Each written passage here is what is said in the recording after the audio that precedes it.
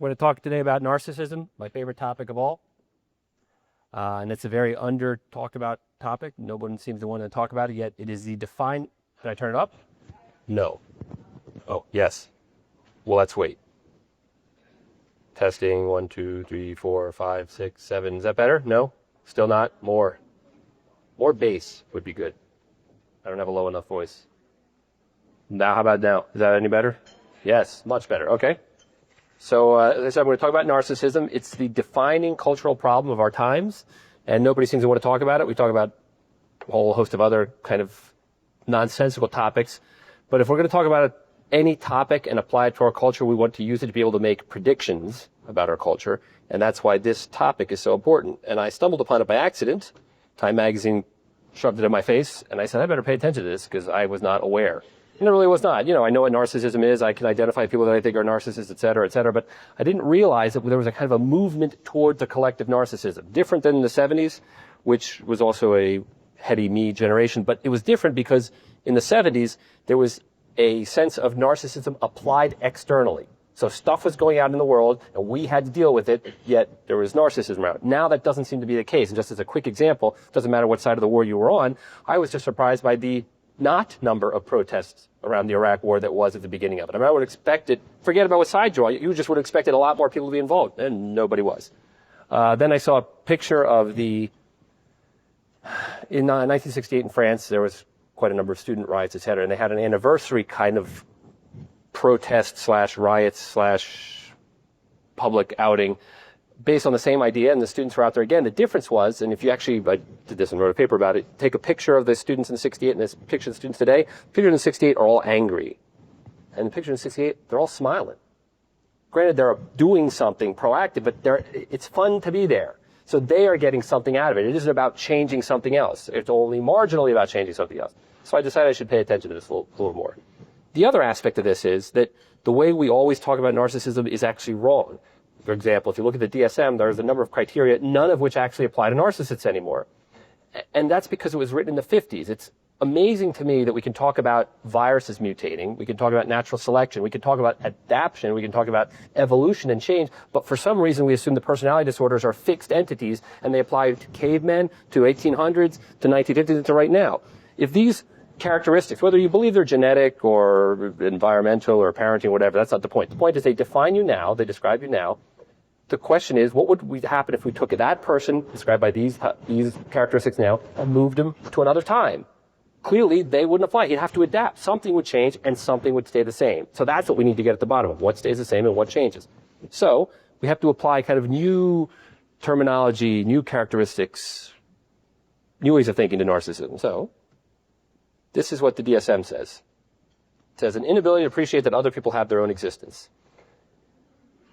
Which doesn't mean they don't think anybody doesn't exist, but it means that they are, as I said yesterday, the main character of a movie. So imagine any romantic comedy you've ever seen in your entire life. They have let's just take the woman in this case, the main character female, and the entire movie revolves around her. Now, granted, there are other characters who do a lot of other things. Somebody might die, somebody might not. Things happen to other people, but the point of it is how it impacts her. The point of it is not how it impacts that person. So you imagine you have the funny friend who's just always there so that the main character can bounce ideas off of.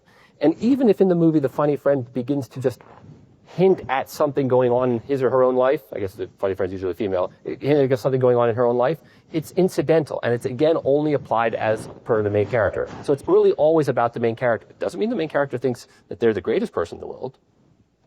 Doesn't mean that they think they're the smartest.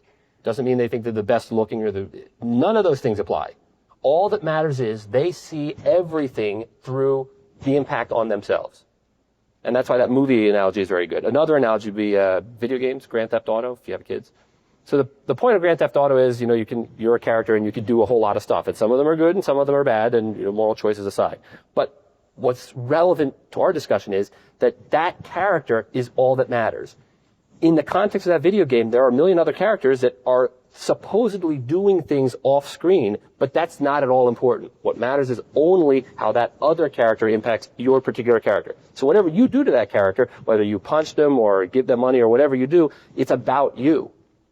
And there isn't even a pretense that you should care or not care about the other person. It's not that you don't care. It's that it doesn't matter whether you care or not. All that matters is yourself. So that kind of self-focused perception is really what narcissism is about. Another way of looking at it, apart from the video game and the movie, is to think of it as a franchise. A franchise would be you have something and then you license it out to other people who can also use it. So as a person, I am me. But I'm right now licensing out myself and my character, etc., to contemporary forums. They say, we need that guy who does that narcissism article. So I'm known to them as that guy. Well, imagine that my entire personality was defined by this lecture, and that I license this out to other people all the time, so that everybody knows me as the guy with the narcissism lecture, and nothing else. That would be another example of narcissism. I said already. Always on the promotion. Always talking about yourself. Not, again, grandiosity, but it's about you. Oh, what'd you do last weekend? Oh, I went to the mountains. Oh, the mountains, I was in the Ural Mountains one time, ... See how I reversed it back to myself?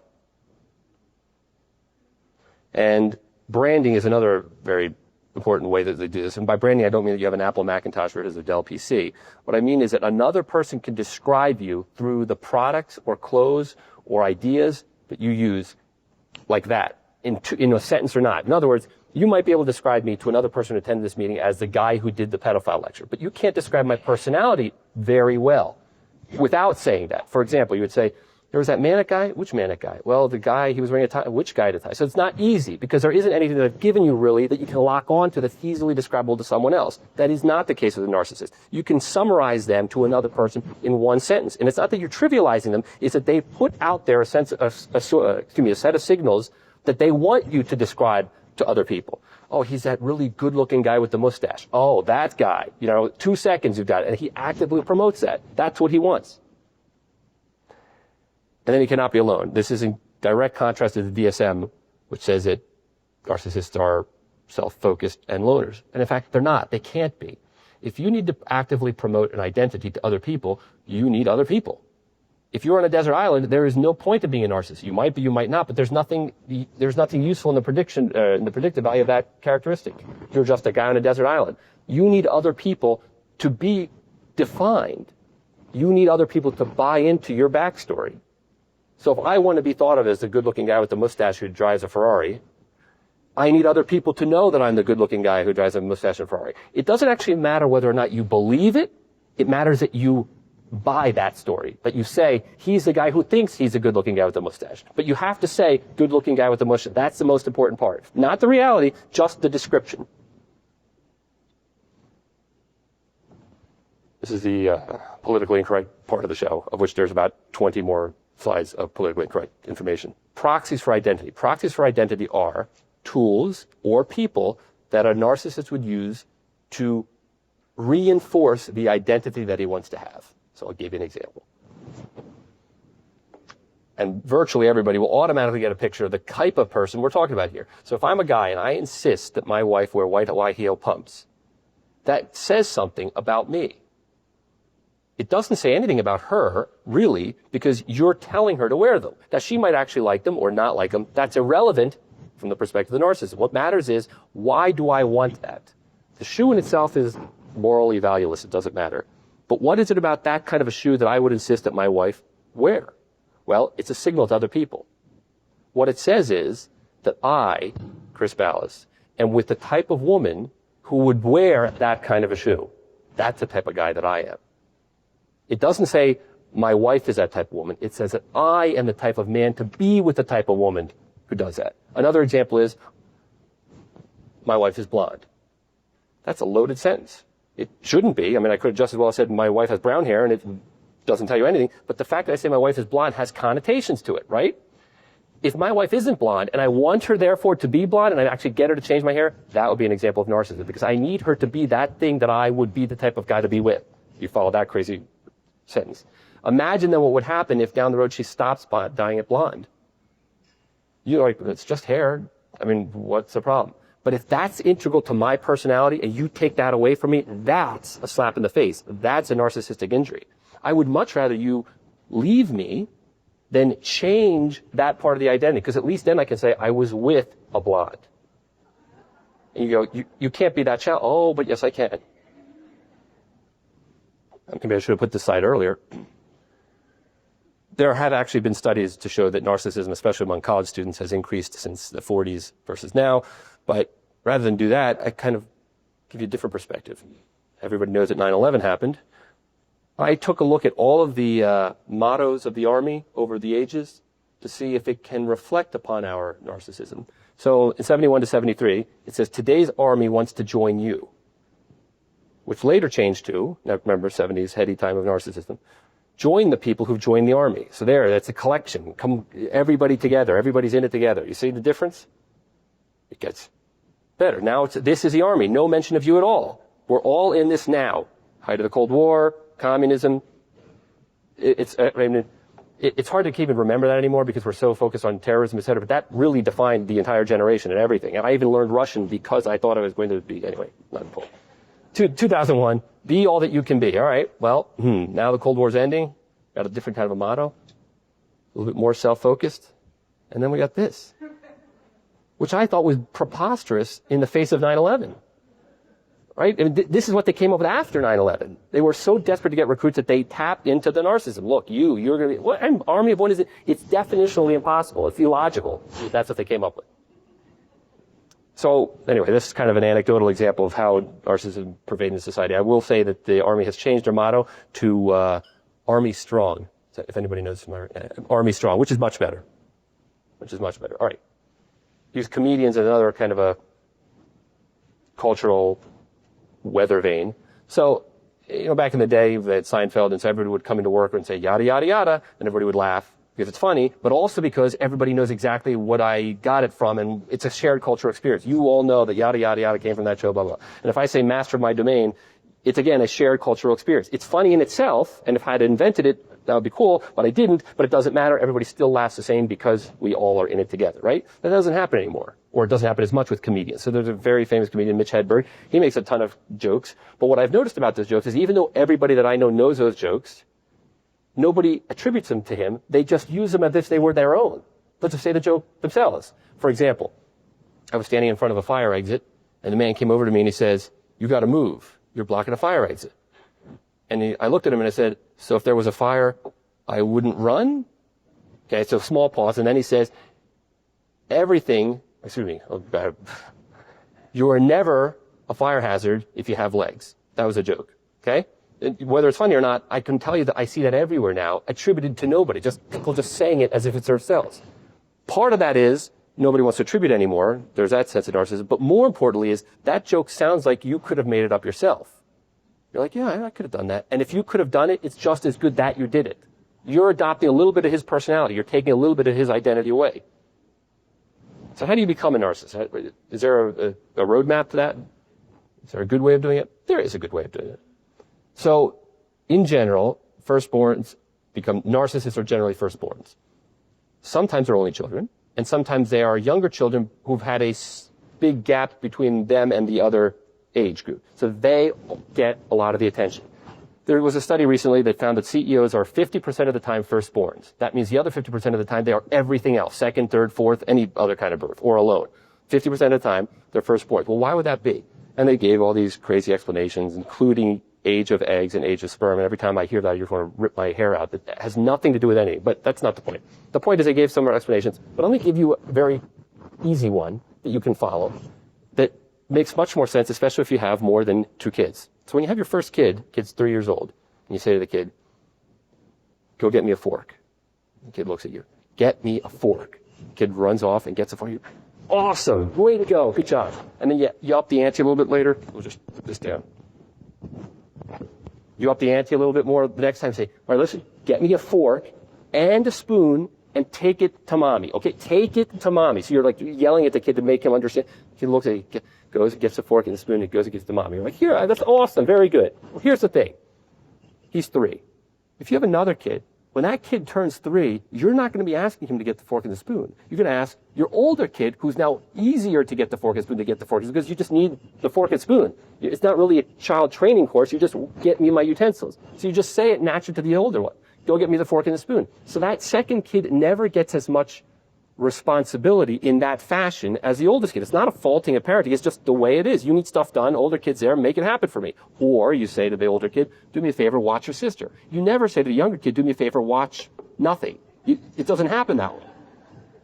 So through no fault of anybody's, the older kid learns a couple of things. Number one, he's always on call, and just accept it, move on. You don't have to like it, but it's a fact of life that you're on call. The second born, the third born, the fifth born doesn't learn it that way. He might learn it in a different way, but he doesn't learn it that way. He learns that I am on call, but not that life says all the time that being in life means always being on call. Does that make sense, that little distinction? So that might be a better explanation for why they are leaders, but it is definitely an explanation for why they become narcissists. You're basically telling this kid that I am constantly in sync with you. I need you all the time. You, at this particular moment of our lives, are the most important person other than me, the parent. So the kid naturally thinks the parent's the most important. Who's second place? They're second place. Not the other kids, not the younger kids, not the neighbors next door. Them. They might even usurp the parent. Remember, this is an age you're free-able. You're just getting to the point where you start fighting, in this case, a boy, fighting the father for supremacy. Kernberg said it was a libidinal investment in the self, which sounds great, but it doesn't really tell you what that means. So I put it there because it's accurate, but it doesn't help you. What's a much better explanation for libidinal investment in the self is a form of inconsistent parenting. And again, I am in no way trying to punish people or make fun of parenting. I'm trying to explain a process. I'm not making value judgments. If you say to a kid, especially a firstborn, don't watch TV, it's bad for you. They're like, okay, don't watch TV. Now the kid wants to watch TV, but he hears your message, don't watch TV, it's bad. Okay. One day you come home, they're watching TV. I told you, you idiot, don't watch TV. You yell, I told you not to watch TV.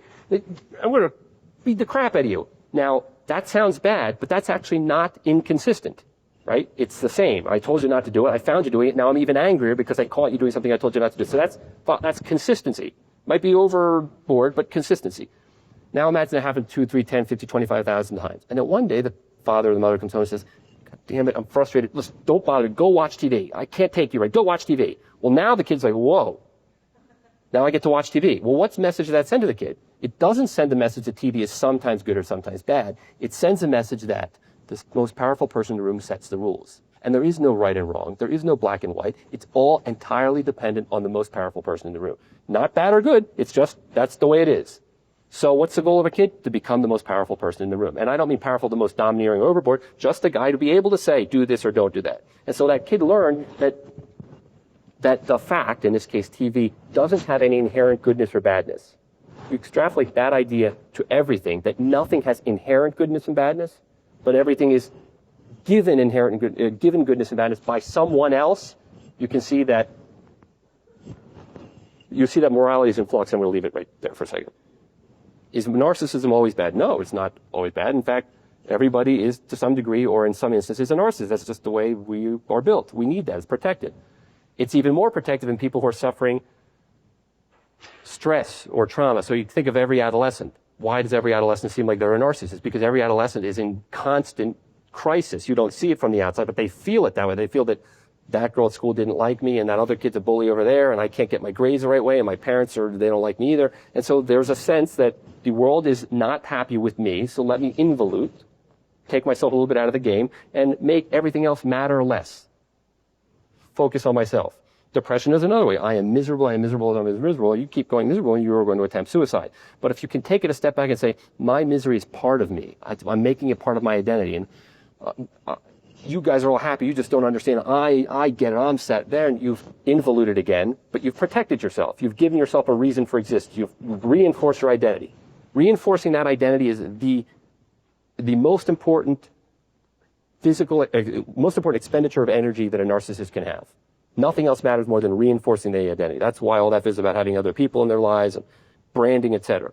Now, it gets pathological when it's interpersonal. So if it's protective to me, that's great, but it's at the moment I put myself in if I'm 17, let's say, the moment I put myself in a relationship with another 17-year-old girl, then we have a problem. Because that girl now has to contend with all my craziness. Now, she's probably going to be 17 years old, going to be crazy herself in her own way. And adolescence has a way of working that out. But you can only imagine that if I'm 30, whatever, I am 37, 37, I remember. That's weird. How old I am, and I still have that problem, and I put myself out there to get married with another person, and now she's got to deal with her own stuff at her age, and then my stuff is just way too complicated. And that's why you need to have dealt with this early on, and unfortunately, our generation is not having dealt with it yet. An easy way of understanding, to really feel it, I get it. a narcissist is to understand the flip side, the psychic flip side, which is borderline. Borderline personality disorder is called that because it lies on the border between neurosis and psychosis, which are terms which are completely bereft of any meaning and content, so it does not help you to know that there's a border of neurosis and psychosis. A better way to think of it is the border between narcissism and no identity whatsoever. That's a better way of thinking. So what kind of characteristics does the DSM say that borderlines have? Well, intense, unstable relationships. All of this is really based on a fear of abandonment, and they have an unstable sense of self. Think about that while I hydrate.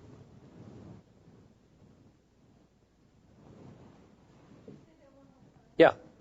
According to the DSM, the rigorous definitions, a borderline is characterized by having intense, unstable relationships, which are predicated on a fear of abandonment. The reason that they're unstable and intense is because they're hyper aware of any rejection or possibility for abandonment. And so when they feel that, even if it's not really there, or even if it is there, they react to it more aggressively than necessary. Like, where are you going? Where are you going? That's not what you want to see, or because that person is going to start to go. But the reason that they freaked out in that way is a fear of abandonment. And that fear of abandonment causes them to be unstable. The intensity is caused by something else, which I'll get to in a second. But all of this is really an unstable sense of self. They don't really know who they are, which is why they freak out when the other leaves them, because they need that other to apply definition to them.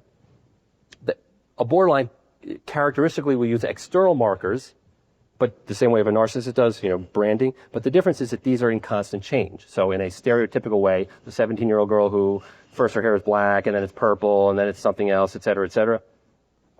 My favorite analogy, or my favorite way to express this is, a woman's dating a new guy, and you say to the woman, what's your favorite team? And she knows he's a Dallas Cowboys fan, so she says, Dallas Cowboys. Now here's the thing. She might just be saying it for her husband, that's fine. And maybe she even starts to like them a little bit because she's with him, totally fine. Here's the point. What if she breaks up with him and goes and dates another guy who likes the New York Giants? And you ask her now, what's your favorite team? And she says, New York Giants. Now if she says the New York Giants and actually believes that it's the New York Giants, that's a borderline maneuver, because identity has changed.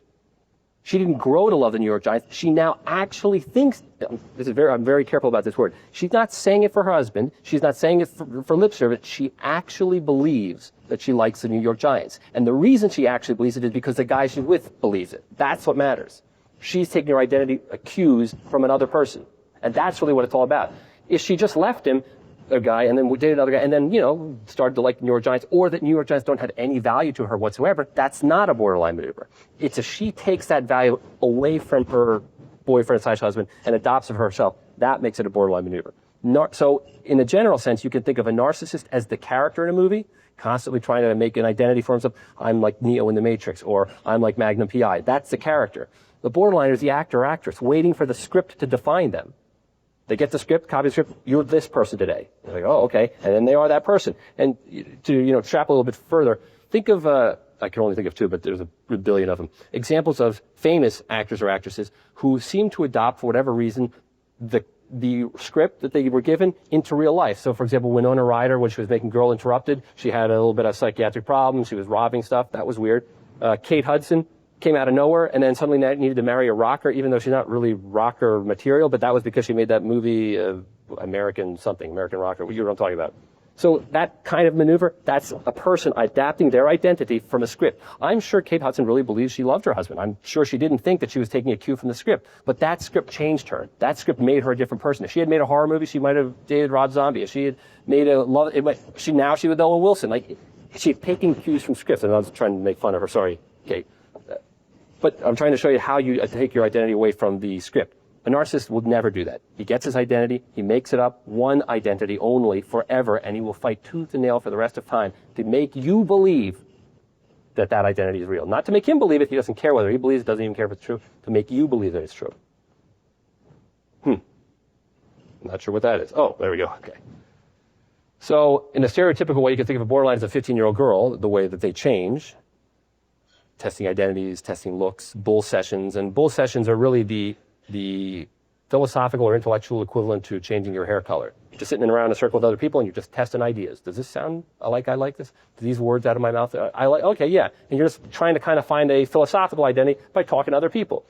At the beginning, I think back to your own bull session, the first couple of times you do it, you're just saying words that you don't even know you knew how to put together. Like, oh yeah, I believe that. That's a bull session. Eventually, you stop doing that and you have actual ideas. There's nothing pathological about this. This is completely normal behavior. It's just not normal when the borderline is 35 years old. That's when it's not supposed to happen. At 15, it's completely normal. You just hold your breath and you hope it passes. Narcissism is stereotypically a 3-year-old boy. 3-year-old boy, if you have a 3-year-old boy, you know, they are very pleasant and cute, but they can't possibly conceive that what they want isn't exactly identical to what you want. Not that you're withholding or mean, they can't get their heads around it. I want that cookie. No. What? What do you mean? You see the anger, which is the response, but what's going on in their head is, this does not make any sense. Hold on. Mom, I want a cookie. They can't get their head around it. I just wrote that. So now imagine a marriage between a narcissist and a borderline. It's actually, in one sense, a marriage that's going to last the longest. Because what you have here is a person who needs other people to believe their story. This is who I am. I really am this. I really am a guy with a mustache driving a Ferrari, and I'm good looking, and I like the Cowboys. And then you have another person who is willing to take any script given to them as long as they can just have it. As long as you're not going anywhere, as long as there's no going to be any abandonment, I'm willing to buy into it. And so they're happy to constantly reinforce this. I need you to dye your hair blonde. It doesn't come out explicitly like that. It's covert. It's, wow, I like that woman already. She got blonde. And eventually they get it. Blonde. Okay. White high heel pumps. I get it. You don't have to say go wear your pumps. It just happens that way. She's more than happy to give you what you want as long as you get the narcissist, get that reaffirmation of identity. You can imagine the trouble that might ensue if two borderlines were to marry. Who's the leader? Who's the more dominant personality? Well, actually what happens is one does rise to the top in the sense one becomes more of the narcissist, one becomes more of the borderline. But there always has to be a dominant personality in the room. That's it.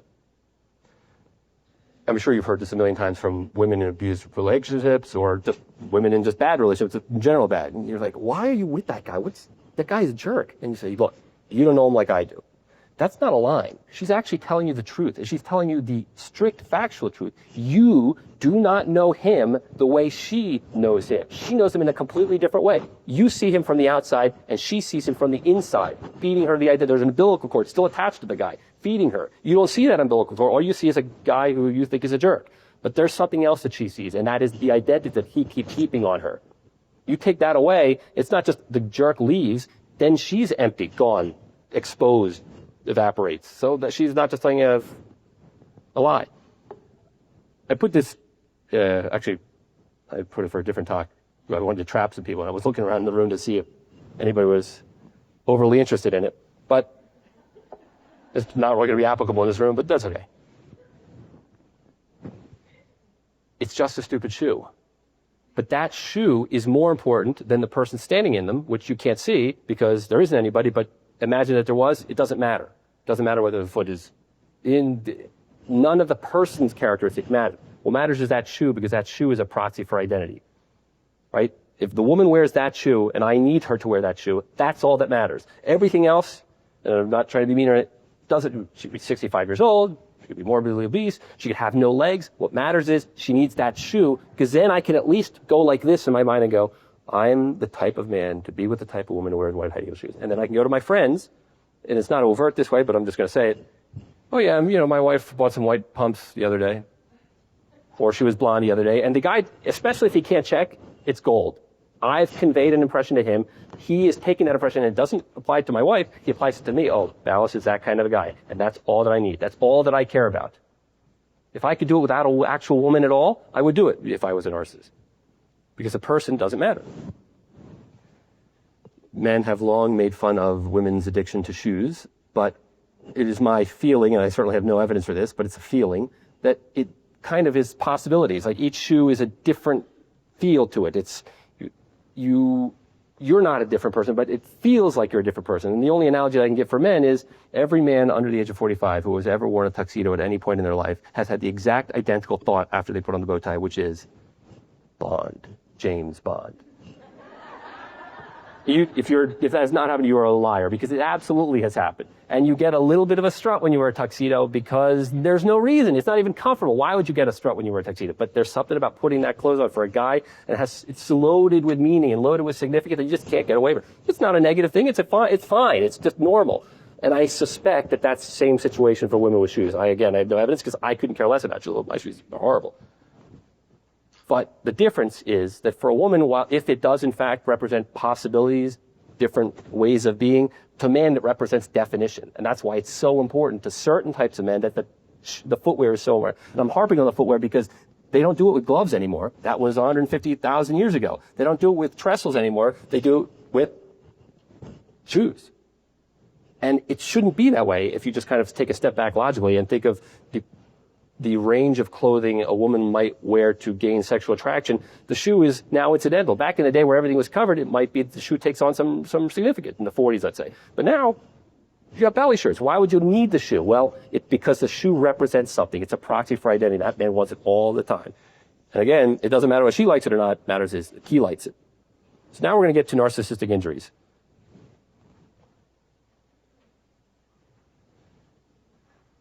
It is not what everybody says it is, which is an insult. Oh, that narcissist, and then you just kicked him in the face. He's going to be pissed. That's a narcissistic injury. That is absolutely not at all a narcissistic injury. Narcissistic injury, rigorously defined, would be something that threatens the carefully constructed identity. That's my words. Let's put that in there. But threatens the identity of the narcissist. The narcissist has invested an entire life and psychic energy in creating a character. If that character gets exposed as a fraud at all, that's a narcissistic injury, and you better get the hell out of the room because there's going to be trouble. A failing marriage is a good example of this. You're with a narcissist, marriage goes to hell, you can get divorced.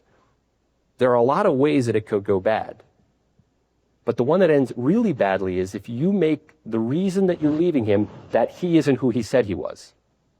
That's where it goes bad. Let me give you a quick example. Oh, sorry. Let me go back to this example. Let me do the 10-page letter.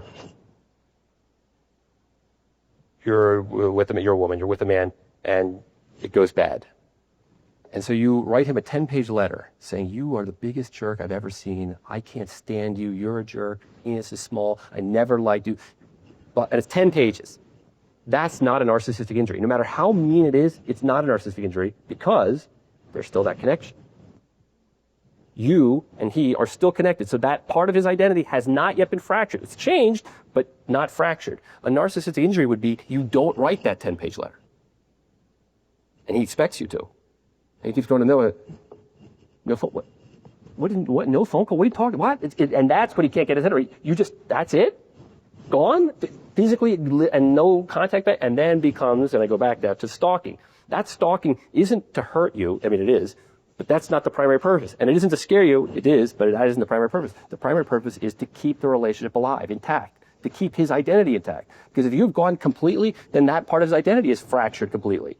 And that's what matters. That's what makes a narcissistic injury. This is physically impossible. I'm trying to give you an analogy. If you said, I'm leaving you forever, and I'm going to marry another guy, and I'm going to have other kids, but once every month we're going to meet for coffee, that almost makes it. That almost saves your life. And I'm not recommending you do this. I'm just saying that from the perspective of the narcissist, that almost counts because that relationship maintains contact. And so if you get a weird page in the middle of the night or a phone hangs up and they say, what is even the point of that? The point of that is not for you. The point of it is for him. It maintains contact. In his mind, it registers. I called my wife yesterday. Doesn't matter. You've got 3 other kids with some other guy. None of that's wrong. What matters is the connection is maintained. So you see the importance of that? That's what makes it a narcissistic injury. Cheating. Oh, cheating's awesome. A narcissistic injury is not that man comes home and finds his wife in bed with another man. That's bad. There's going to be trouble, but it is not a narcissistic injury. A narcissistic injury would be you're cheating on him and he has absolutely no idea. And so a friend tells him, do you know your wife has been cheating on you for the past 2 years? And he said to himself, and I didn't even know? So your core identity is shaken violently because you think that everything is really about you in some way. Not in a big positive or negative, but it's always about you. She managed to have an entire other existence outside of you that had no impact on you at all. You didn't even notice. It didn't make the relationship bad or good. Nothing changed. You didn't even notice. So in other words, there's another reality outside of you. Holy crap. That's a narcissistic injury. And that's when death happens. In the first example, people are going to get beat up. In the second example, there's going to be scimitars, there's going to be death. So speaking of scimitars, let's go to Al-Qaeda for a second. There was a book came out by Mark Sageman which kind of deconstructs the popular myth that basically Islamic terrorism is not really about the Islamic part, but it is about the terrorism part. And what drives people to terrorist cells is not the religion per se, that's just a proxy. What really drives it to is a sense of cohesive unit.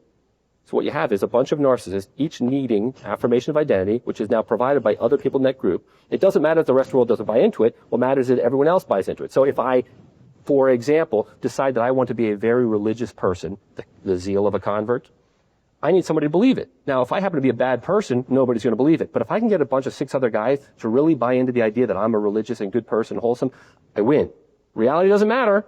I could still be going to strip clubs like the 9/11 guys are going, and to prostitutes, and living with one like the main guy was. That's not relevant. What matters is I got 6 other guys who buy into my story, that I'm a good religious man. So you see that the religious part isn't what's important. What's important is that I have people affirming my identity. Think of the word that they use to justify their act. In other words, why are they doing this? Why are they attacking America? Is it because, and I don't mean fat shit, I don't mean it's because we're taking oil or something. Like, what is the word they use over and over again? That word is humiliation. They don't say it hurts. They don't say we're starving to death. They don't say, hey, I mean, whatever they say. That constantly is that word over and over. Humiliation, humiliation. Whenever you hear the word humiliation or shame, the narcissist flare should be going all over the place. That's an emotion that means that you have been exposed. That someone is seeing something about you that you didn't want to be seen. You're on the computer doing porn. Nobody knows. You go home. It's fine. Somebody sees it. Now it's like, they know something about my identity that I did not want them to know. And my carefully constructed situation here has now been breached. So I got to come up with a backstory for that. And I incorporate it in my personality or disown it in some way. Good luck. So how do you defeat a group of narcissists? And forget about Al-Qaeda. How do you defeat a carefully orchestrated group of people who are constantly affirming their identity? Well, you really only have 2 ways. One of them is to coax them to change their identity. Good luck with that. That isn't going to happen. It's a way, but it is not. It just cannot happen. Now, it can happen from within. For example, if these 6 guys believe, for example, that they're religious and holy people, and one of them starts to buy into something different, like, we're religious, holy people, but what we really should be doing is going for alternative energy. We really should be taking our goodness and applying it to the conservation of the earth. And they start adopting that as their personality. Well, that now has changed their identity. So now they don't need to blow you up anymore. Now they need to get rid of cars. You see how that portion has changed. But you can't impose that on them because anything that closed on them is felt as a threat. In the same way that you can't tell your 17-year-old kid not to listen to that kind of music. That you telling them that's the thing that they want to know. They want you to know that they like that kind of music. That argument is the point of listening to the music. It's an affirmation of identity. That music is stupid. Good, you know. Okay, awesome. The moment you stop doing it, the moment you start listening to it yourself and go, this is pretty cool, they got to get something else. They need an identity of their own. Same situation that happens here. The other way is to remove the significance of it, remove the significance of the group, of the people themselves. How do you remove the significance of a group of people? Well, this is not how you do it. This is not a narcissistic injury. And unfortunately, the books say that death is the ultimate narcissistic injury. That's absolutely not the case at all. In fact, it may be the reverse thing. If this particular person, I picked him only because it was a cool picture, but I'm not saying he believes this.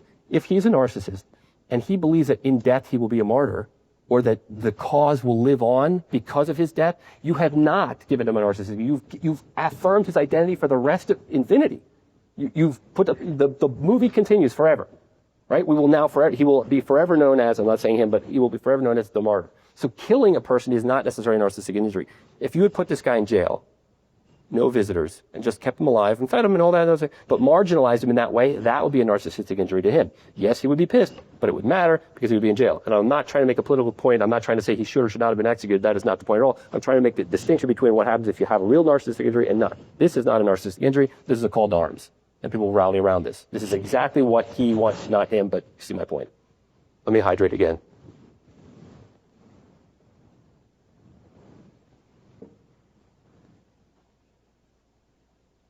Moving him to another country and bringing him to America and making him work in a factory would have been a narcissistic injury.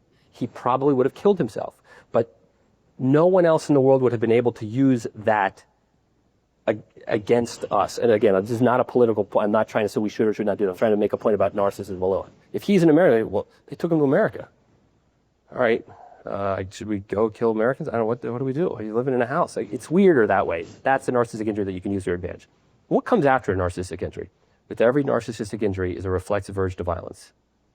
It's reflexive. It's not like maybe or well thought out or play. It is reflexive. The two are the exact same. This is such an important sentence that I actually wrote it twice. It's the most important sentence of the entire 2 days that I've been here. If you remember nothing else I said, remember this single sentence. Every narcissistic injury is a reflexive urge to violence. If you give someone or a people or country or anything a narcissistic injury, you better be ready to fight, because you're going to get a fight. And you're not going to get just a fist fight, let's go in the ring and go do a couple rounds. You're going to have all guns blazing. It's going to be serious. It's going to be kill 10 people kind of serious. Now, it doesn't always manifest, but that urge is reflexive. You can be sure that just because they didn't punch you, it doesn't mean that they did not want to punch you. Circumstances intervened that prevented you from getting punched. But the punch is in there, and it's in there forever until that injury is absolved. So just because you think 30 years have passed, no, it's fine. It's not fine. It is not at all fine. You meet in an elevator and there's nobody around, it's dark, it's not fine. Part of the reason why the violence is reflexive is because they emanate from the same stage of development. If you imagine a narcissist is a 3-year-old kid, how does a 3-year-old kid respond to an injury? Like, you can't have the cookie. They freak out. They're like, what? No, what? And they have a tantrum and they throw themselves on the floor. They haven't learned yet, or maybe they have, that they can't hit you, right? They know that. But at least they're going to hurt themselves. They're going to freak out. They're going to wail. In the same exact manner, you injure my identity, I'm going to take yours out too. And you say, all I did was, it doesn't matter. I felt it acutely. I felt it as almost death. I felt it as an attempted murder. So you got to go down too, in kind. Or probably more in kind, but I got to make sure you never do it again. Because if you catch me doing porn on the computer and you start making fun of me too, not only am I pissed, but I have to make sure you don't do it again. Because every time you say it, it takes my identity away. And if you, God forbid, tell anybody else, it's going to be really bad. So unfortunately, you have to go. But it also serves a very positive purpose for the narcissist. And that is, it maintains the movie. You will always be remembered as having been killed by me. That's awesome. For the rest of the story of time, oh, she was killed by her husband. And, you know, it's not positive. What you have to take out of your mind is, you think it's, why would he want that? It's not about why. It's about what. What he wants is affirmation of identity. That the backstory is always the same. So it has to be the wife. The wife could be dead, but it has to be the wife. That's his. So his wife was killed. The other version of the story is, you will always remember that I killed myself because of you. And that's equally awesome. Because what that means is, the connection lasts forever. So suicide is not just not uncommon for narcissism, it is a natural and logical extension of the external violence, which is why they often say that suicide is internalized violence. That's exactly what happens here. One way or another, somebody has to go down. And I have to keep this movie alive. And I suspect that this probably, it's a home for more people. Anyway. So, what about the goodness of narcissists? Are they good people? Are they bad people? Let's take value judgment design. Let's just decide, is there a propensity for goodness or badness in the narcissist personality structure? Well, they don't have an internal sense of right and wrong, because remember, from their childhood, they learned that it's inconsistent and that it's really defined by the most powerful person in the group.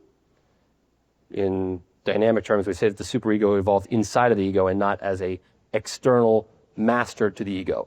So if you imagine you are a person and you see something as good or bad or right or wrong or something like that, you do something, that reason that you think it's right or wrong is because you have inside your brain an external observer that says that's not right. Now, it's still you, but it's external from your identity you. A narcissist doesn't have that. They have it all conflated into one mass. There's just one mass.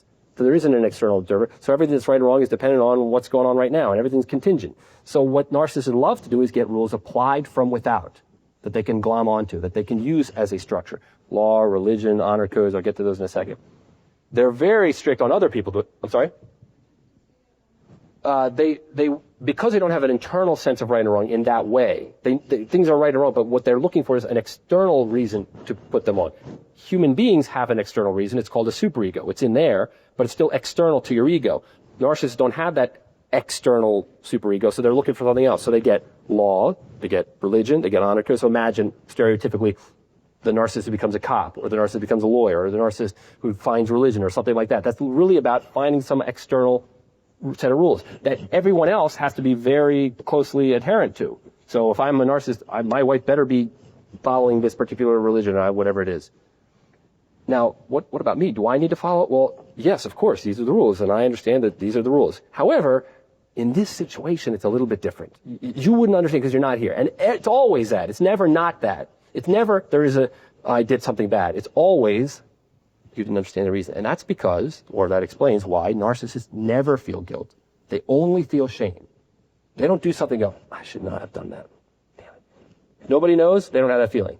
They might worry that someone's going to know. They might have a feeling of anxiety around it, but it is not guilt in the sense of a Dostoevsky, I got to turn myself into the cops because it's eating me inside. They never turn themselves into the cop. Not a chance. They'll live with that forever. Sleeping with the Enemy, ever see that movie? That would be an example of he can act with impunity. It never occurs to him ever that what he's doing is wrong. It just doesn't come up in his mind. You ever see The Vanishing? Emilio Estevez, his girlfriend gets taken under a bridge, and the guy who kills her, which is William Hurt, has no guilt at all. He just did it because he wanted to see if he could do it, and he buries her alive anyway. That's not the point. The point is, he has a family. He does his things. He's a very good person. He contributes to the community. I think he becomes mayor of the town. He even sees Emilio Estevez. There's no sense of guilt at all, because why would he feel guilty? At that moment, that's what I needed to do, and at this moment, I'm not needing to do that anymore. And besides, that's not me. That's not really my identity. I'm whatever I am, the character that I've constructed, and that character doesn't really kill people. So there's that sense of expediency and lack of guilt. But what is shame? Shame is when you are exposed. It's the humiliation. When someone sees that your identity is crafted and not real. So, I'll give you an example of an honor killing. And I picked this one because it's in the newspaper, and it's always good to be current. May 11th. I will read it / paraphrase it. Basically, this is Iraq. Yes, Iraq. Okay, so you have a 16-year-old girl, and she falls in love with a British soldier who's occupying Iraq, obviously, and the father freaks the hell out, okay? And beats her and kills her. And while he's beating her and killing her, her two brothers / his two sons join in the beating and the killing. And it's not necessarily important to say how he killed her, but to say that it was way overkill. So I'll just tell you the last part. After everything else, then they stabbed her, which is pointless, but that's what they did. So, everybody's like horrified, and I get that, and I'm horrified too. But let's, for a moment, try to put ourselves into his mind frame. I'm not trying to justify it. But try to put ourselves into his mind frame. Let's see what he's getting at. And the best analogy that I could come up with, and I'm not trying to cause trouble, but the best analogy I could come up with is, it's World War II. She's a Jewish girl, and she falls in love with a Nazi soldier. And that Nazi soldier happened to be the one who also killed her two cousins and her uncle / the brother of her father, okay? So the father has reason to be angry, okay? And he's going to freak out. I'm going to say a little bit further here. The guy gets arrested, right? He just killed his daughter. They still have laws. So they put him in jail. However, as it says here, he goes to the police station, he gets patted on the back, everyone's like, good job, and they release him 2 hours later because everyone knows that honor killings sometimes are impossible not to commit. Got to do what you have to do. And the police understood it. The officers were by my side the whole time I was there, congratulating me on what I did. He's not just saying it, that was actually true. They were congratulating him, because what you have here is a group of narcissists affirming each other's identities. This is the way it's going to be. So again, going back to that example of the Jewish girl with the Nazi soldier, you can see the rage in the father that how could you do this? Don't you get it, right? But what you don't get is, why did he kill her and not just banish her? I spent a lot of time doing this. And that, I'm going to erase it. Really try to get into the mind of the father, the Jewish father. You're angry, but would you kill her? You would hate her. You would beat her probably. But you can't get your head around killing her, really. And that's because that structure there isn't narcissistic. It's more of a family-oriented in the sense that it's a group. It's never just about you. It's always about the group. So you're angry and you will get rid of that person, but you won't kill her. But that's not what this guy did. He needed to kill her. He didn't kill her because he was angry. He needed to kill her. Here's what he said. He said, I don't have a daughter now, and I prefer to say that I never had one. That's not idle words. It is in fact true. He really doesn't have a daughter. That part of his identity never actually happened. It couldn't happen because it was so horrifically bad what he did. That girl humiliated me, again that word, in front of my family and friends. He feels it himself because, and this is the key point, if he's the only person in the room with any significant identity, then he did it. He did that horrible, crazy thing to be with the British soldier. And you're saying, well, he didn't do it. It was the daughter that did it. But it's about him. It's all an extension of him. Take it from another family. If another family looks in on that family, they say, the Ballas family did that. Chris Ballas is to blame. His daughter is running wild, doing a horrible thing. He feels it about himself. He's not necessarily ashamed that she did it. He's ashamed that he allowed it to be happening in his family, that he had some sort of failing in his raising of his kids, that she would even conceive to do this thing. It's about him. So killing her says, I will never, my identities will never do this again. To everybody else looking at me, remember, this is an identity that is carefully constructed and projected and sold constantly to everybody else. Buy in. Everybody listen. It's never going to happen again. And everyone can go home and go, well, boy, he handled that pretty well. Okay, I guess it's never going to happen. His identity is clearly fixed. There's no waffling on this issue. And everyone else is like, but that's what's important. Reality is irrelevant. In fact, this girl fell in love with the guy, but they never touched. They never even hooked up, nothing. The British soldier did not even know that the girl liked him. That doesn't matter one bit. Not at all. All that matters is the perception, because it's about the perception about identity. Not what she actually does, but what it looks like. Indeed, it would have been preferable that she did it, and no one ever knows, including even maybe him, than the reverse, that she does not do it, but people think she did it. The first one, preferable that she did it, but no one knows, that violates an internal sense of morality. You know, if there's a right and a wrong, let's just call it cheating. If cheating is wrong, then whether or not anyone knows that you did it, it's wrong, and you should feel guilt. But not to this person. It actually doesn't matter what you did, because it is not about guilt, it's about identity, it's about perception. How does it reflect back on me? So, people think she did it, people talk, whatever, she's got to go. Morality is always relative to you. Denial is a psychological defense mechanism, everybody knows. But reality is not a psychological defense mechanism. It's a defense, hey, it didn't happen, but it's not a psychic defense. It doesn't help you internally. What matters internally is that you can just say, it never happened, that's what this guy's doing. It's the only way that you can put into context what this guy says later. So I'm going to erase this. You see what he did to his daughter, right? Imagine what would have happened if his son was gay. Well, he has an answer for you. And the answer is preposterous. It's so preposterous that I couldn't even believe that I had read it correctly, so I'd get another news article to make sure that, in fact, it was not quoted wrong. But it was not. This is what he said. He said, homosexuality is punishable by death. Okay. I've alerted my 2 sons. They have the same end as Rand, the daughter. If they become contaminated with any gay relationship, these crimes deserve death. Okay. If you just accept that homosexuality is wrong, according to his structure, just accept that. He doesn't just say, my sons are not gay. It never occurs to him to say, my sons are not gay. What he says is, if they become contaminated with a gay relationship. No other human being on the planet would even think to say it like that. You come to me and say, if your son, my sons are not gay, I would just say it like that. But he doesn't think about that, because it doesn't matter whether his sons are gay or not gay. He doesn't know if they are. He doesn't care to know. The reality of that doesn't matter whatsoever.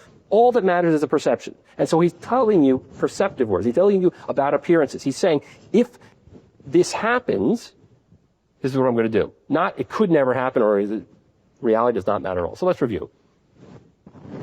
Institutionalized narcissism. Everyone affirms each other's identity. And if you get more than 1 or 2 people like that, you have yourself a problem, because it's like, what is it like?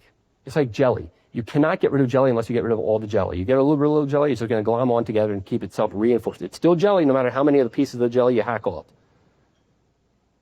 If a woman acts, so this is a dishonor killing. If a woman acts outside her role, it's not so much that she's freelancing, but it's more that he doesn't have control of that particular reality. She's doing something that is not part of his worldview, that is not part of his reality. It doesn't even matter if what she does is good or bad, or doesn't happen or does happen. What matters is it's different than his perceived reality. And he suffers humiliation, and the reflexive response is that somebody's got to die. To make it like it never happened, to make sure that it never happens again. And, you know, you can be certain that this guy feels absolutely no guilt over her death. In fact, he probably feels very proud. You see, but doesn't he look at pictures of her and be sad? You know what? I would bet money he does not.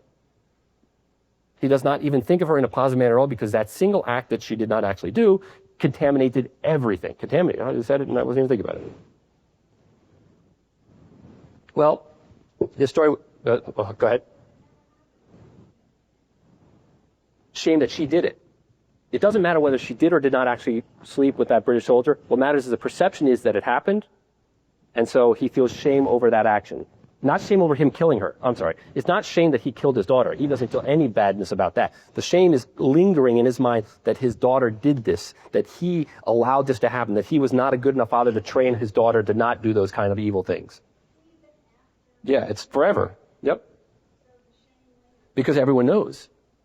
He walks by some guy in the street and the guy gives him a funny look. He's like, is it because, right? And to support what I'm showing you here, there's a person missing from this story, and that's the mother. Would you like to know what happened to mom? Well, of course, she's incidental to his identity, right? She's just another foil. So you can imagine that she doesn't play any relevant role in his mind in this situation. So, of course, all he does is beats the crap out of her. Because if partly it's her fault, then it's not partly his fault. See, I'm diffusing responsibility. I'm finding a way to get out of the shame game. And so what he says is, my daughter's bad genes are passed from her mother, which is a kind of a weird play on the American genetics made me do it kind of thing, but that's what he said. So he beats her. Now she's in hiding, and she divorces him, of course, and she's living in fear of retribution from his family. But here's why she's living in retribution. They cannot accept that she left him. That's why she's hiding. Not she got beaten for that, but he was perfectly happy to live with her for the rest of his life, thinking, I'm sure, that he's adequately punished her for the sins of his daughter, and he's kind of cleansed it, exorcised him, and he's going to move on. Well, she's like, I'm not staying for this, and she leaves, and now everyone's hunting her because he did that narcissistic injury again he suffered. She did the exact thing that she's not allowed to do, which is not be him. Go somewhere else. Have no contact with him. And now she's afraid, so she's not having any contact with him, which is, I'm sure, infuriating him even more. It's just not done. What do you mean it's not done? In my worldview, it's impossible that somebody would actually not be here. I can't get my head around that they're not there. It happens, man. And this is what she wrote, or quote said. The mother says, even now, I can't believe my ex-husband was able to kill our daughter. He wasn't a bad person during 24 years of marriage. He was never aggressive, but on that day, he was a different person. And my point is, he wasn't ever a different person. The daughter was a different person, and that was the problem. So that's all I got. Oh, that's weird. That's definitely all I got. Oh, thank you. All right. That was an abrupt ending. I apologize. I just ran out of slides. I'm going to stop talking now. I have no slide. Do we do questions now? Yeah, why not? Anybody have a question? Yes, ma'am. Yes.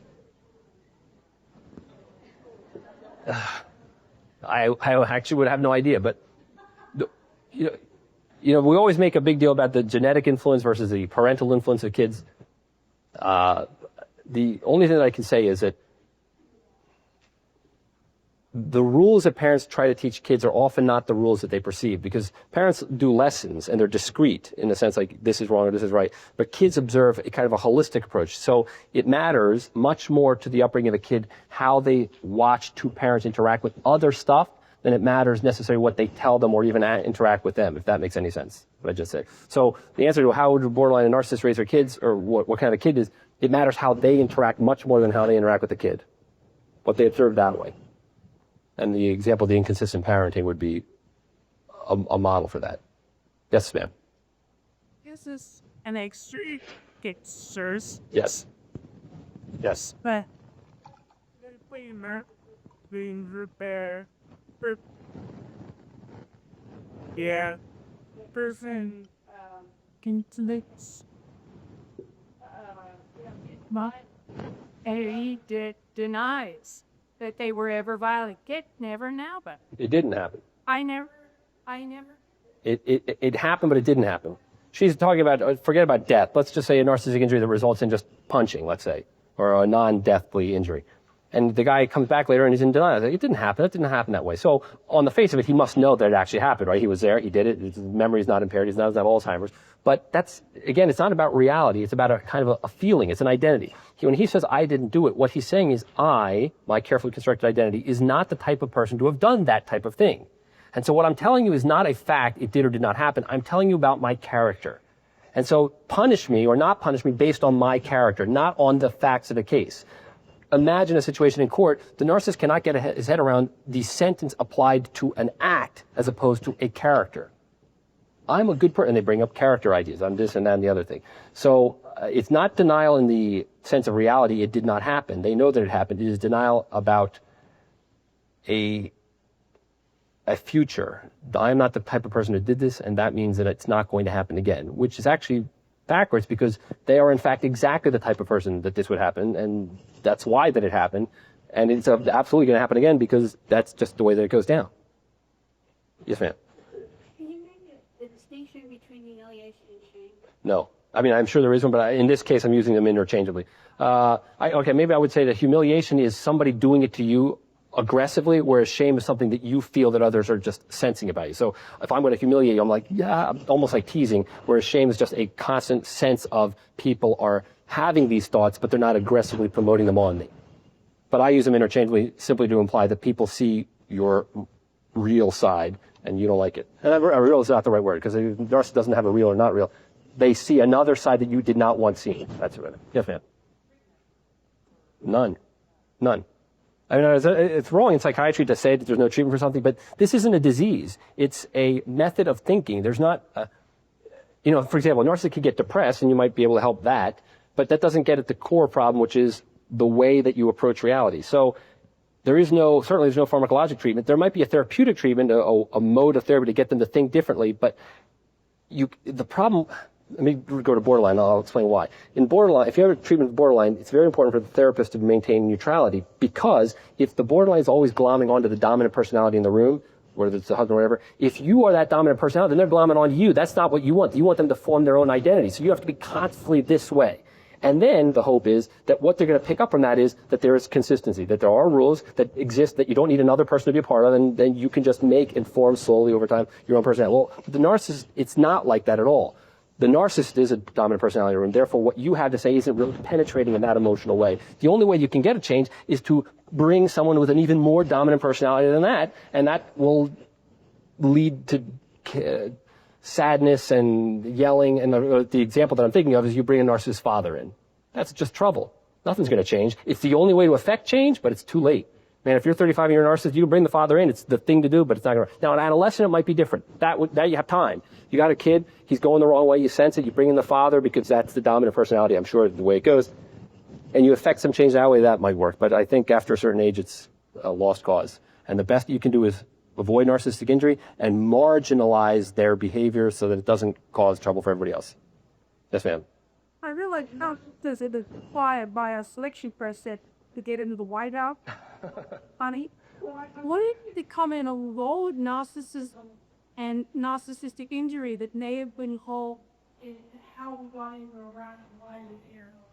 Well, okay, you could say that a defeat in the beginning of a powerful, she's explaining, is it possible that narcissism played a role in the beginning of the Iraq War and that thing? So, and again, exploring my political bent, I'm actually hardcore Republican, but let me give you an example. The case could be made that there was a feeling of humiliation that they could not win a war the first time around, secondary by another humiliation, 9/11, that it should not just have happened that way, just it was fast, that the guys died so you couldn't punish them, right? You literally nothing you could do, you were powerless. And if your identity is all about power and you are now powerless, you can sense that as a narcissistic injury.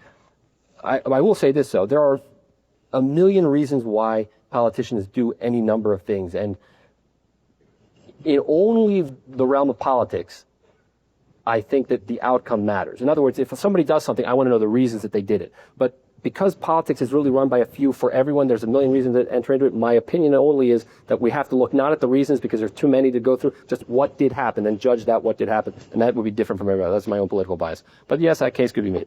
And I'm sure I'm not the first person to make it. New Yorker makes it all the time. Yes, ma'am.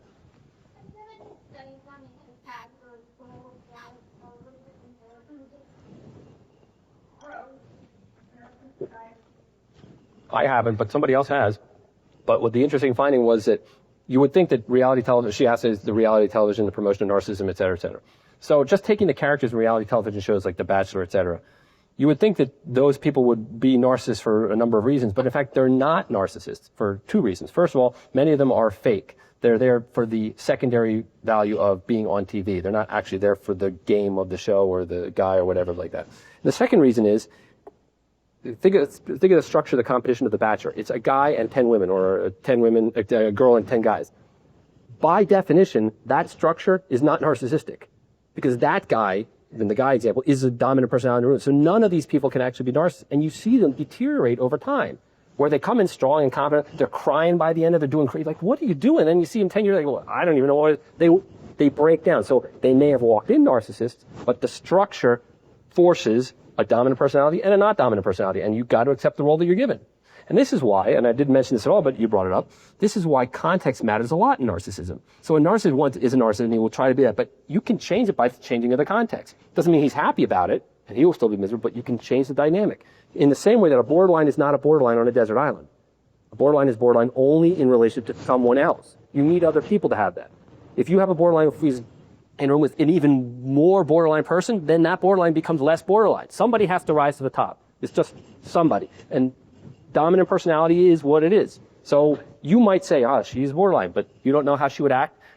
You don't know how she would act on 9/11 to Millie Manhattan. She might rise to the occasion. And people do. You never can tell you, you never can tell how you're going to act in an emergency. That's very much true. Yes, ma'am. Yes, absolutely. Not only can you be, but again, it's necessary that you be. So a normal person is going to be narcissistic in that scenario, or borderline in another scenario, but ultimately, it's all about the power differential between two individuals. One person can be the dominant, and the other person not. And it's not always dominant. They might be dominant in XYZ roles, and this person will therefore adopt a secondary role. Like, for example, I used to be really good at math. I was a physics major. Okay, I'm good at math. My wife pays the bills. I can't add nothing. Because, not just because I'm out of practice, but because I have actually emotionally adopted a secondary role to her in that particular context. She was a nurse manager. She ran units, right? She knows about computers. She did IT all the time. She can't even turn the computer on now. She actually lost that ability. And it's not that she's just out of practice. It's her mind doesn't work that way. I don't drive anymore. My wife drives. I'm just not a good driver. But now I'm really a bad driver. Again, it's not out of practice. It's I am actually taking on a role of I'm not a really good driver. And it actually happens that way. Now, if I have to be a really good driver, maybe when my kid gets 16, then I will suddenly be a really good driver. So that, what I'm trying to emphasize is the context matters, and always something will rise to the top. And that something is always in flux. If you're normal. If you're not normal, then it's not in flux. And that static part is what I'm talking about here. Yes, ma'am. Yes. Hello, hello, hello. Okay, good. How's that better? Yes, ma'am. Behind her.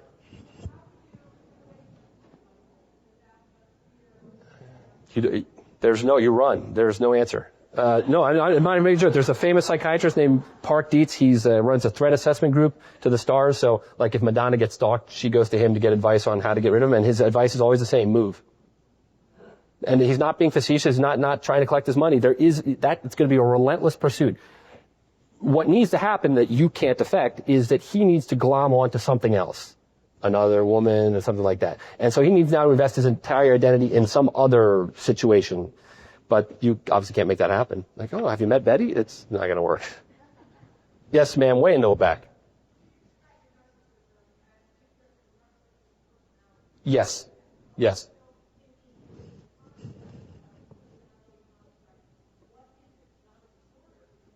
Nope. It's not a disorder at all, in the sense that if you say disorder, it implies that there is a counter to that, and that not a therapy necessarily, but there's a mechanism by which this is defined as negative, and we want to change it to something positive. And it is not like that. It is simply a description of character. It is pathological in the sense that it is bad for them and for everyone else, but take the value away from it. It's simply a description. The only other example that I can give to you is to say that the guy is clean cut. Clean cut doesn't tell you anything except that he is clean cut. It certainly has a lot of connotations associated with it, but if he was not clean cut, the move would not be to make him clean cut. There may be reasons why he's not clean cut, you see? So clean cut is good, but not being not clean cut is not bad. Doesn't have value. It's just a description. And that's what this is. What I'm trying to make present here is that when you see the characteristics of this not bad character, understand what follows from it, what kind of behaviors can be predicted, and what it means for their development. But I think it's bad, but it's not about me judging it. It's about me knowing what to do when I see it. Yes, ma'am.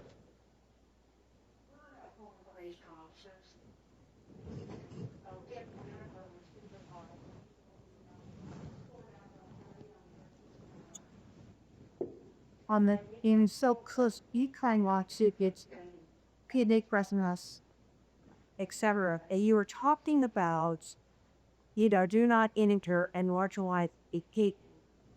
Now, they try to do that by the stats, of course. Also, try to the third person. If the Yeah, the external source of rules. Yeah. Yeah. There's a fine line between bull-essing somebody and giving what they want to hear. But for example, if a person's identity, if a narcissist's identity is that they're a tough guy, there's a subtle way to explain to them that they're tough. So if they're puffing up their chest and they're going to get tough, for example, I've been in psychiatry and I deal with very bad people, and I've never actually been assaulted, and that's because I always adopt the position, dude, you could kill me, so let's just move on from there. And not even a pretense that I would even try to defend myself. I don't put my hands up ever. I don't try to back away. I let them know that you pretty much have me in your physical power if you want it. Now, it doesn't actually matter that I might actually think that I could take him. I might think I could kill him. That's not the point. I convey to them the impression, on this situation, on this matter, you win. Let's move on to a different matter, which is how can I actually help you in some other capacity. So, yeah, you have to. What I'm trying to give is a sense that you want to restore their identity or affirm their identity to the extent possible, so that they can, in their minds, put you in. This is a person who's going to be affirming my identity. Because remember, it's not what they want that matters. They're physical things. It's that the identity matters. And I do a very bad example. Jail might be okay as long as you think that they're that kind of a guy who went into jail, whatever that kind of a guy is. I'm not even sure if that was at all helpful, but that was fun to say. Yes, ma'am, you're in the back. I guess you're last. What do you perceive as the role of overindulgence in parenting? Yeah, I don't know. I see what you're saying about overindulgence, but what I see is that the back end of that overindulgence is neglect in another way. Like XYZ. I go to my kid's school and their parents are like, oh, and they're there, they're present all the time, they're at the kids' functions, but they're talking to other parents. And other than me or my wife, no one's actually with the kid the whole time. And I realize that I'm a little bit wacky and I'm overly involved in my kid, and that's my own problem. But no one else is even marginally involved with their kid. They're physically proximate in the school, so in that sense they get credit. But they're really involved in interactions with themselves. So in that example, what does a kid see? The kid sees that being with your kid involves physical proximity, not emotional proximity, as an example. I'm not even saying that that's true or not. I'm saying this is an example of what a kid might take away from that. So I don't know if I can make a judgment on overindulgence, but I can say that with overindulgence comes the opposite end, which I think might be worse. Now you're last.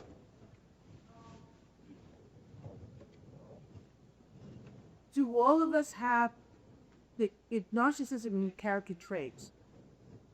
Do all of us have, to a greater or lesser degree, some Yes. Some on that, some don't? Absolutely. And is that even necessary for the world? Very constant. Where that true second part is, where in terms of raising a child would a parent go wrong in doing or not doing something that would allow narcissism to be a character trait that would be problematic when the child is. Yes. So the first part of your question is narcissism normal? Yes, it is absolutely normal. Everybody has a certain amount of it. And again, normal people, it's in flux, dependent on relationship with another person and context. So you may be more narcissistic in this realm or with this person and less in another. And that's completely normal. And you need it just to be a human being. You need to have a strong sense of identity to be able to navigate the world. A subtle difference, however, is a sense of identity for a non-narcissist is just there. It's you are who you are, and there's not a whole lot more to it. It might not be a good thing or a bad thing, but that's all there is. But for the narcissist, it's you wake up in the morning, it's like, let's begin the show, let's begin the show, let's begin the show. It's conscious, the promotion of the identity. It's not unconscious. But the second part is, what about parenting? And look, I am by no means a good parent, and I don't have any advice to give anybody about parenting, except for the one single piece of advice, at least with respect to narcissism, which is the inconsistent parenting. It doesn't even matter to this degree what rules you have. What matters is that the kid learns that rules exist outside of the power differential. You could have crazy rules, like from now on we're all urinating on each other. But so that's not what matters, because eventually the kid's going to meet other people and go, my parents are whacked out of their skulls. What matters is, however, that as kids they learn that that's a rule and that's the way it goes, and this is going to be consistently applied as that rule. You see, there's that, it's an internal lesson as opposed to the external lesson, which they eventually realize is whacked out. No. Trapped in the mirror?